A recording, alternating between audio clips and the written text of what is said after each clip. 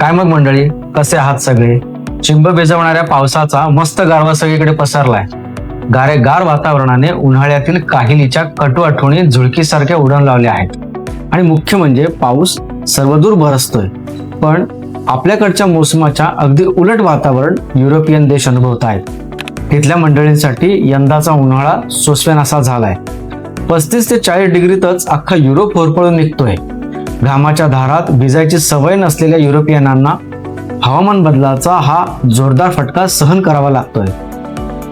आपला आजचा विषय युरोपातला उन्हाळा अजिबात नाही, पण युरोपातल्या उन्हाळ्याशी संबंधित मात्र नक्कीच आहे. मित्रांनो, मला एक प्रामाणिकपणे सांगा, टळटळीत उन्हात जेव्हा बाहेरून घामानं चिंब भिजून आपण घरी येतो तेव्हा मनात काय विचार येतो? अरे यार, फ्रीजचा दरवाजा उघडून थेट आतच जाऊन बसावं, बरोबर ना? आपण सगळेच असा विचार कधी ना कधी करतो. पण जपानी लोकांना हा विचार फक्त केला नाही, तर तो थेट अंमलातच आणलाय. होय, अहो, जपानमध्ये चक्क माणसांसाठीचा फ्रीज तयार झालाय. कपाळावर आठ्या पडल्यात ना? पडणारच. अहो, रोबोटच्या अंगातून घाम काढणारे जपान साधेसुधे मुळीच नाही. तंत्रात त्यांना हरवणारे अजून तरी भूमंडळी अवतरलेले नाहीत. माणसांसाठीचा फ्रीज ही अशीच भन्नाट संकल्पना जपानी तंत्रज्ञांनी प्रत्यक्षात उतरवली आहे. आता तुम्ही म्हणाल, अरे भावा, काय सांगतोयस काय? माणसाला फ्रीजमध्ये ठेवलं तर त्याचा आईस्क्रीम नाही का होणार? नाही दोस्तांनो, अजिबात नाही. कारण जपानी डोकं. आता या डोक्यातून फ्रीज कसा झाला ते ऐका आणि सोबतच्या स्क्रीनवर पहा सुद्धा. दो हिएमोन नावाचा हा एक 7 फूट उंचीचा स्टेनलेस स्टीलचा बॉक्स आहे. दिसायला अगदी आपल्या नेहमीच्या स्नॅक्स किंवा कोल्ड्रिंक्स वेंडिंग मशीन सारखाच, पण यात कोल्ड्रिंक्स नाहीत, तर थेट तुम्हाला आत जाण्याची सोय आहे. आत गेला की मशीन तुमच्या डोक्यावर, पाठीवर आणि मानेवर थेट 5 अंश सेल्सिअसची गोठवणारी थंड हवा फेकतं आणि अवघ्या 5 मिनिटात तुमची सिट्टी बिट्टी गुल, उकाडा गायब आणि तुम्ही एकदम फ्रेश, फुलासारखे टवटवीत. पण थांबा, जरा जास्तच खुश होऊ नका. तुमच्या मनात विचार आला असेल की आता मस्त आत जाऊन 2-3 तास ताणून देऊयात.